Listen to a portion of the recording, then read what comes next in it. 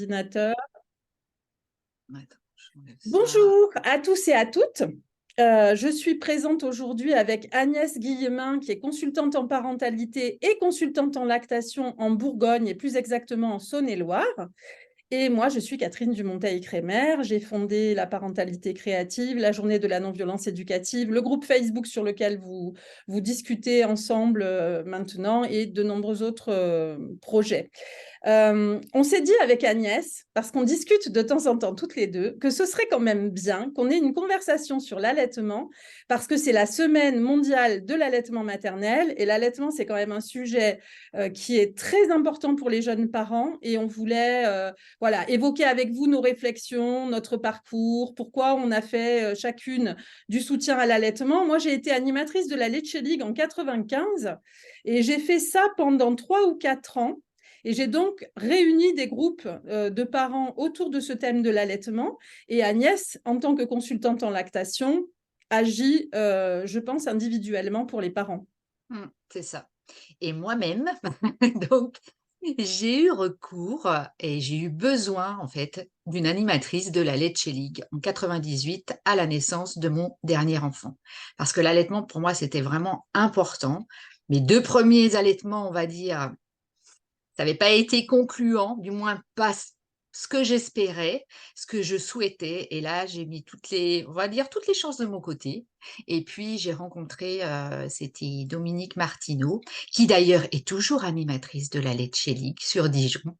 Et je Oui. la remercie grandement de son soutien. Voilà. Oui, tout à fait. La Leche League, on peut dire que c'est quand même une association extraordinaire. Et moi, je me rappelle, quand je suis devenue animatrice de la Leche League, mes enfants venaient à toutes les réunions avec moi, ce qui fait que quand j'ai arrêté, elles étaient tristes, mes filles. Oh, tu vas plus aider les mamans à allaiter. C'était quelque chose d'assez important parce que ma Mm. dernière fille, du coup, je l'ai allaitée plusieurs années, de nombreuses années, je peux dire. Mais la seconde, avec qui j'ai commencé l'allaitement, je n'avais aucune information, aucun soutien, je savais rien du tout. Mm. J'étais contente de moi parce que je l'avais allaité un jour de plus, tu vois. Mais finalement, je l'ai allaité 10 mois et pour moi, c'était juste merveilleux, tu vois. Et après, j'ai rencontré la Leche League, j'ai lu L'art de l'allaitement maternel, j'ai Mm. trouvé ça merveilleux. Qu'est-ce que j'ai trouvé génial. Ces groupes de soutien où finalement, on n'était pas jugés, on était accueillis. Mm. Et moi, j'ai eu, tu sais, des nanas qui donnaient le biberon dans mes groupes. Mm. Elles venaient là Ouais. parce que c'était les seuls endroits où elles pouvaient parler de parentalité de Mm. bébé, alors qu'aujourd'hui, il y a beaucoup d'autres choses. Nous, on Mm. a bébé mode d'emploi, notamment, je le signale, pour les parents, futurs parents et jeunes parents. Mais à cette époque, il n'y avait rien d'autre Non. que la Leche League comme Mm. groupe de soutien à la parentalité. Ouais. Et oui, moi je faisais 70 kilomètres une fois par mois pour aller retrouver ce groupe. Voilà, donc, et c'est vrai que c'est comme ça, étant à la base infirmière et puis ensuite infirmière puéricultrice, c'est comme ça, moi, que j'ai voilà, été vers l'allaitement et ce soutien à l'allaitement que je continue encore actuellement en tant que consultante en lactation IBCLC. Que c'est vraiment, c'est l'envie de pouvoir aussi amener du soutien aux mamans tout de suite après la naissance, et puis particulièrement aussi en néonatologie, puisque je travaillais à l'époque en néonatologie, et je voyais bien que ce qu'on faisait, c'était pas forcément aidant. Donc, mais mon gros souci, c'est que la Leche League étant une association, voilà, ce n'était pas forcément reconnu par le système hospitalier, alors que consultante en lactation, un Oui, peu plus, même tu arrives, si, voilà. ouais, tu arrives à entrer dans les maternités pour aider les parents en tant que consultante en lactation. Alors, moi, là maintenant, comme je suis sortie du système hospitalier, non, je ne vais en aucun cas en système hospitalier. D'accord. Mais par contre, j'ai les mamans en anténatal ou une fois que la naissance a eu lieu. Et même des fois, je les soutiens par téléphone Oui. quand elles sont à la maternité. Voilà. Oui. Parce que c'est vrai Et que le mm, discours peut être encore différent selon les maternités et selon les professionnels qui vont se succéder au jour le jour. mm. C'est vrai que toutes les deux, enfin, toi, tu es vraiment à la pointe hein, de ce qui peut se faire en matière d'allaitement. Bon, moi, mon expérience, elle est quand même assez ancienne. Hein. J'ai mon expérience de parent, mais j'ai mon expérience d'animatrice de la Leche League. Et enfin, je me souviens de t'avoir contacté parce que je voulais aider une Mm. jeune maman qui se posait des questions. Et comme je savais que certains éléments avaient bougé dans la façon de démarrer un allaitement ou Ouais. d'accompagner un parent Mm. dans le démarrage de l'allaitement, j'ai été très intéressée quand tu m'as présenté, c'est toi qui m'as Mm. parlé de ce livre, hein, Ouais. L'allaitement instinctif, préfacé par Michel Audin, Mm. qui pour moi est une référence, Mm. pas seulement en matière de naissance. Et j'ai trouvé que du coup, c'est cette approche qui se rapproche un peu de l'approche de la naissance de Michel Audin, Ouais. était très motivante. Et moi, ça m'a obligée aussi à remettre en question ce que je pouvais dire aux mamans, du style, tu sais, ce qu'on disait à la Leche League à Oui, l'époque, c'est-à-dire la position, voilà. le ventre, Ouais. le bébé, le sein qui, voilà, le mamelon Mm. qui va au fond de la Mm. bouche, c'est pas libre Ouais. de toute Ouais. adhérence. Bref, ça les aidait beaucoup. Hein. Mais ce qui Oui, les oui, aidait oui. beaucoup aussi, c'était l'écoute qu'on pouvait leur apporter. Hein. Je pense qu'il y a Je quand même pense une que valeur. mm. Oui, Je pense que c'est la plus, enfin, c'est ce qu'on peut apporter de plus important aux mamans, l'écoute. Et, et moi, je dois dire que le fait d'avoir fait cette formation de consultante en lactation, mais aussi d'avoir fait la formation de consultante en parentalité, m'a vraiment ouvert à encore plus d'écoute. oui, Encore plus d'écoute et vraiment d'être là pour les parents et de les aider à trouver les solutions qui vont convenir à ce couple parent-bébé et oui. pas toc, la solution toute faite, généraliste, qui ne convient pas forcément en fait. Et moi, c'est vraiment ça qui m'anime à chaque fois. Et du coup, tu peux nous expliquer ce que dit Suzanne Colson, du coup, Alors, et Suzanne Colson, son approche. elle préconise en fait tout de suite après la naissance de garder son bébé à la bonne adresse. Donc la bonne adresse, bah, c'est sur maman, voilà. Et puis de pas forcément de surveiller ce qu'on pouvait dire et ce que j'ai dit aussi, les fameux signes d'éveil, mais simplement, en fait, ce bébé, il a été habitué à avaler du liquide amniotique pendant la grossesse, et quand même une bonne quantité, voilà, par jour. Et donc, euh, et il dormait, en fait, ce bébé. Il n'était pas en éveil, donc il n'a pas besoin d'être en éveil pour s'alimenter. Mm. Donc, même s'il dort, il peut prendre le sein Oui, des petites fois, plusieurs fois, et il n'y a pas besoin de regarder si c'est voilà, si son oreille, si son épaule, si sa hanche sont bien alignées. Simplement le fait d'être incliné en arrière, parce que c'est ça oui, en fait, on va dire, on parle d'une installation et non d'une position, puisqu'elle oui. peut être déclinée sous toutes ses formes. Et donc incliné en arrière, bébé ventre contre ventre, et puis après, accordage en fait. Et la Mm. maman, en regardant son bébé, et ça c'était, je crois c'est Michel Audin qui en a parlé, ou c'est non, c'est un autre, c'est Marc Pillot, il me semble, Oui, c'est vrai. euh, enfin, le premier regard en fait. Et ce regard, il est vraiment important aussi entre le bébé et la maman parce qu'il va faciliter le réflexe d'éjection. Donc, Oui, dans cette position-là, le bébé peut voir sa maman, la maman peut voir son bébé. Et aussi, elle peut, ce qu'on appelle voiler, enfin, comme on le fait quand on a le ventre bien, bien rond. Les mamans, souvent, voilà, eh bien, là, elles vont continuer, en fait, de faire ce même. ouais, Et c'est vraiment important puisque aussi, le fait d'être comme ça, il n'y a pas de. La pesanteur ne va pas jouer. oui, On n'est pas obligé de retenir son bébé. On a presque, enfin c'est Suzanne Colson, elle dit quitte main libre. Elle appelle l'ABN quitte main libre parce qu'en fait on a les mains, oui, pas forcément pour aller tenir le bébé et le maintenir, mais juste pour le caresser et peut-être aussi, faut quand même le dire, la maman va peut-être aider, mais instinctivement sans rechercher les bonnes positions. Du coup, on empêche le cortex de trop travailler. On est dans l'instinct. ouais. Voilà. Voilà, en résumé. Et je trouve que c'est un peu le même discours pour ce qui concerne la naissance physiologique, Voilà, finalement, c'est ça. Ouais, là-dedans. ça C'est-à-dire rejoint. pas Ouais, trop d'informations, mais ouais. simplement vivre le moment, entrer Mm, dans. Enfin, moi, je me rappelle la naissance à la maison, j'ai compris qu'il fallait que j'entre dans la souffrance, que je mm. fasse corps avec elle et voilà, que Ouais, c'est j'avance ça. avec ça. Et ça m'a beaucoup aidé. Et en même temps, tu vois, pour quelqu'un de très, justement, très, voilà, très intellectuel comme moi, je me suis dit, quand j'ai vu, je ne sais pas si tu as vu le film A Clear Road to Birth, c'est un vieux Non, documentaire sur la non, naissance non. qui montre des femmes qui donnent naissance à leur bébé. Et je l'ai vu après avoir donné naissance à ma dernière fille à la maison. Et quand je les ai vues, ces femmes, je me suis dit, ah ouais, en fait, j'aurais dû me mettre à quatre pattes.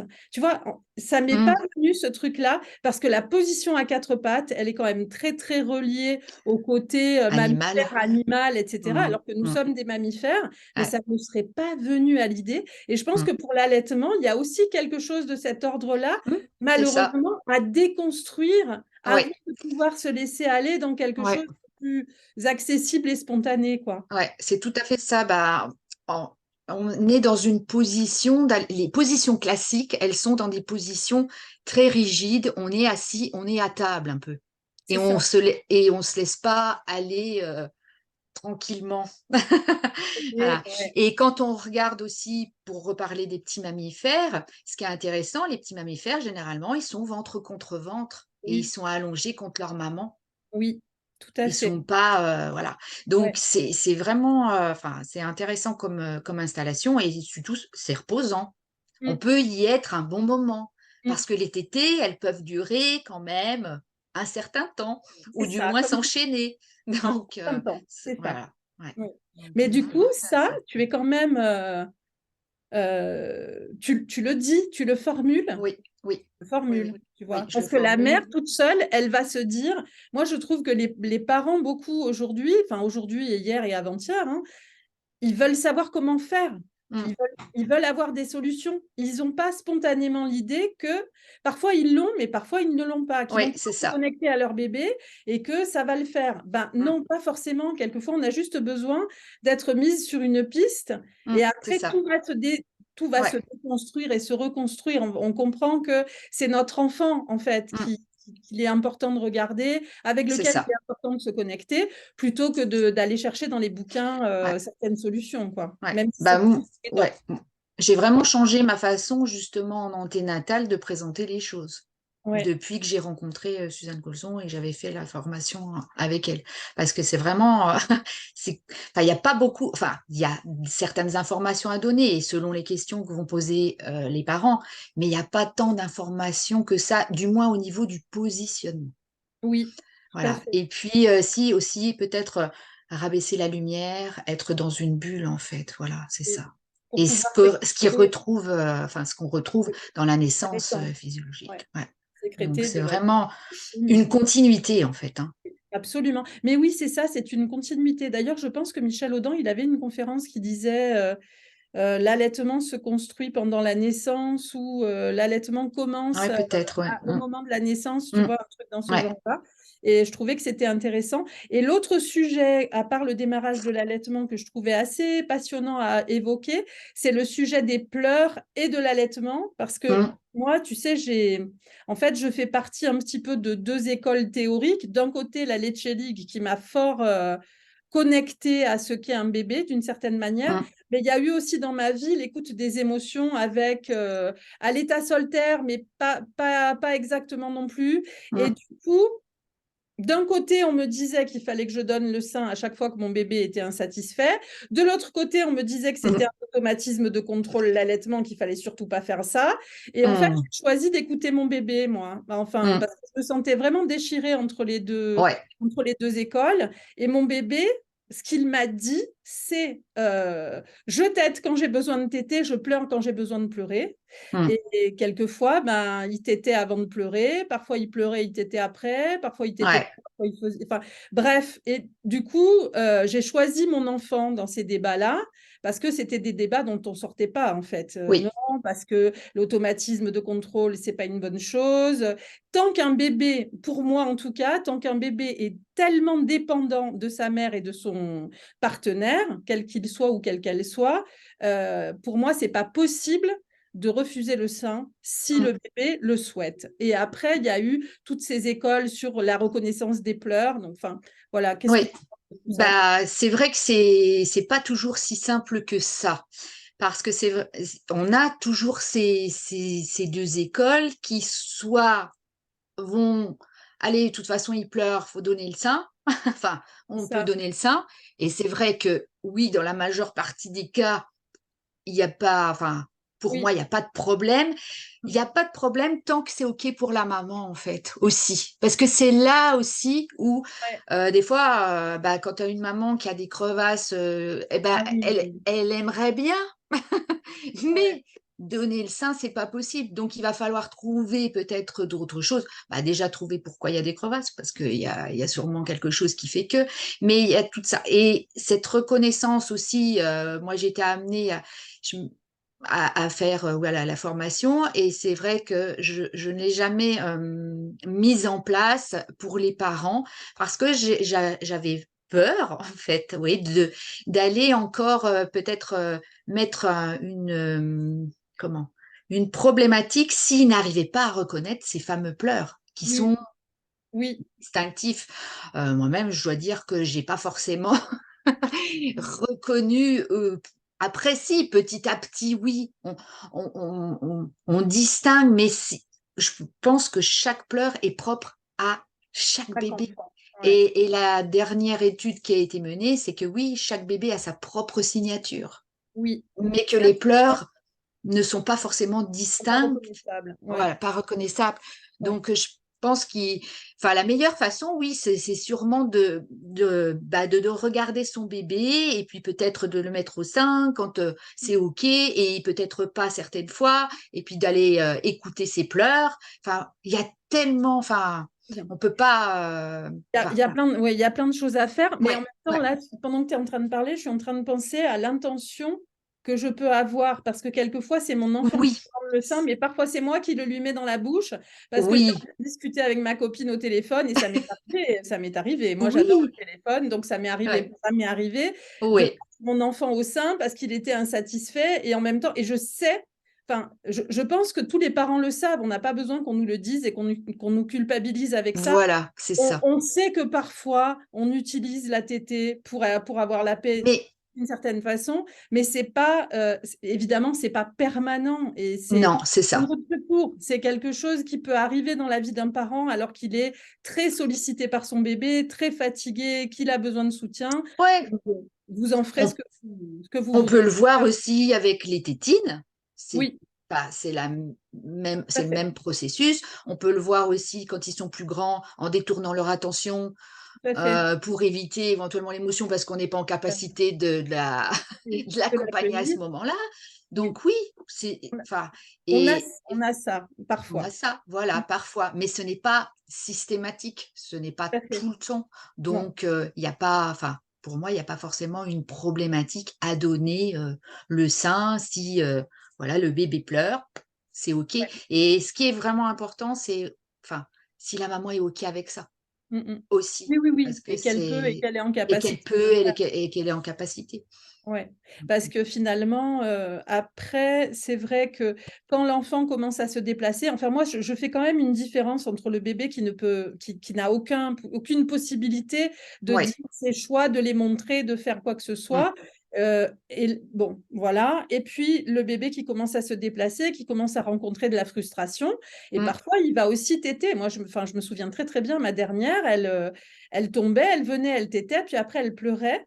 Et je me souviens que la nuit, quand elle a su parler, j'en avais marre, moi, la nuit, hein, je le dis vraiment très nettement, très franchement, j'en avais ras le bol. Il y a eu un moment où je l'ai mise au sein parce que j'en avais marre de l'entendre pleurer. Et elle m'a dit, je veux pleurer. Tu vois pas que je veux pleurer? Et elle m'a engueulée. Et du coup, alors c'est vrai que ça m'a saisie. Bon, faut allaiter un enfant qui parle aussi. Mais Oui, parfois, les enfants préfèrent pleurer que téter. Et je pense que c'est pour ça mais que oui.